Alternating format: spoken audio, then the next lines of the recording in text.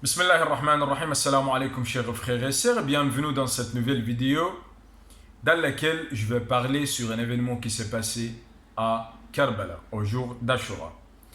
Est-ce que c'est vrai que le ciel a pleuré l'imam Hussein alayhi salam au jour d'Ashura? Je vais commencer par ce verset coranique qui montre évidemment à ce que je dis. Ni le Bismillah ar-Rahman ar-Rahim, ni le ciel ni la terre ne les pleurèrent et ils n'eurent aucun délai. Ce verset montre évidemment que c'est une vérité cosmique qui se passe toujours dans notre univers. Tout ce que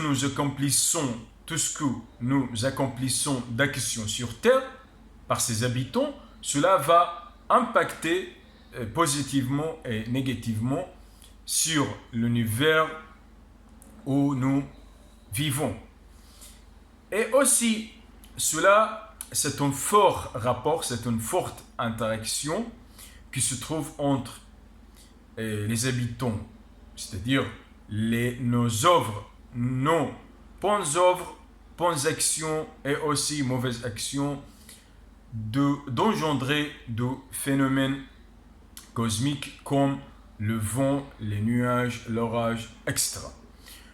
Pour indiquer sur cette vérité, je vais aussi rapporter deux versets coraniques. Bismillah ar-Rahman ar-Rahim. Allah dit: puis voyant un nuage se dirigeant vers leur vallée, ils dirent: voici un nuage qui nous apporte de la pluie. Au contraire, c'est cela même que vous cherchiez à hâter. C'est un vent qui contient un châtiment de l'eau. Un autre verset est lorsque vint notre ordre, nous renversâmes la cité de fond en camp et fîmes pleuvoir sur elle en masse des pierres d'argile succédant les uns aux autres. Ces deux versets parlent évidemment qu'il y a des mauvaises actions pour lesquelles Allah subhanahu wa ta'ala a châtié cette région, a châtié ces cités par du vent et par de pierres d'argile. Par contre, si nous faisons de bonnes actions sur terre, nous allons avoir aussi de bons phénomènes cosmiques, comme Allah subhanahu wa ta'ala dit dans ce verset. Si les habitants des cités avaient cru et avaient été pieux, nous leur aurions certainement accordé des bénédictions du ciel et de la terre. Mais ils ont démenti et nous les avons donc saisis pour ce qu'ils avaient acquis. Aussi, ce verset montre évidemment que lorsque les habitants de la terre font de bonnes actions, ils vont avoir beaucoup de bienfaits, beaucoup de phénomènes qui leur apportent de grâce, de faveur.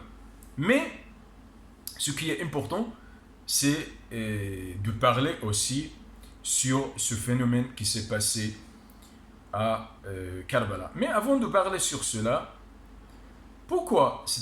quelles sont les raisons pour lesquelles le ciel et la terre montrent leur mécontentement, par exemple, leur colère, et ils vont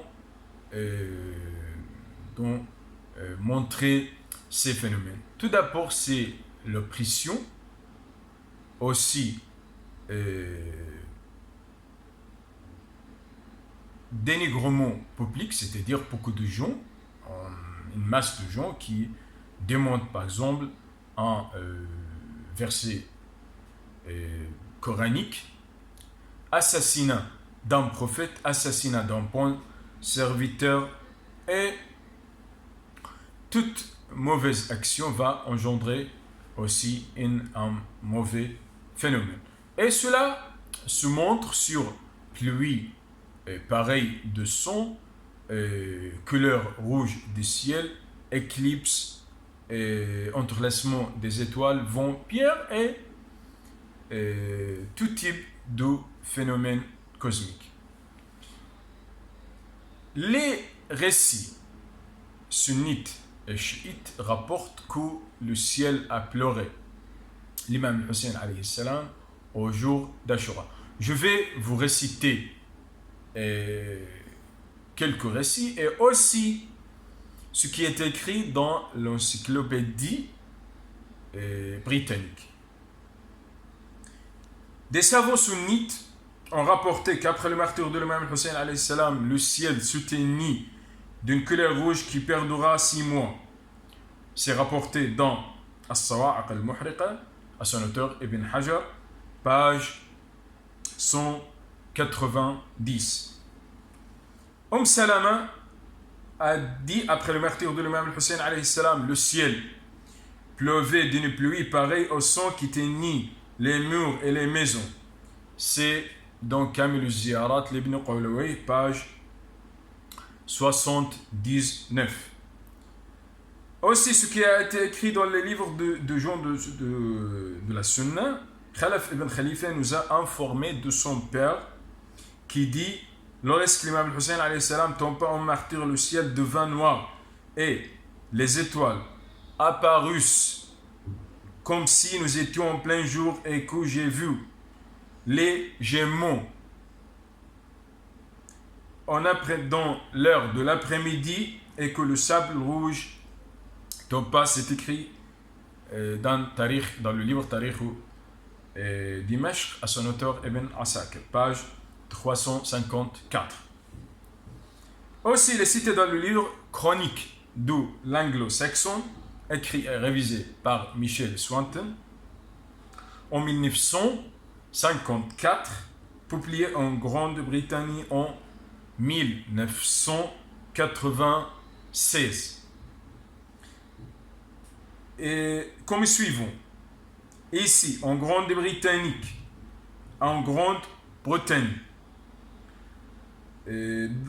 l'an 685. C'est aussi c'est coïncide avec le calendrier algérien, c'est dans l'année 61.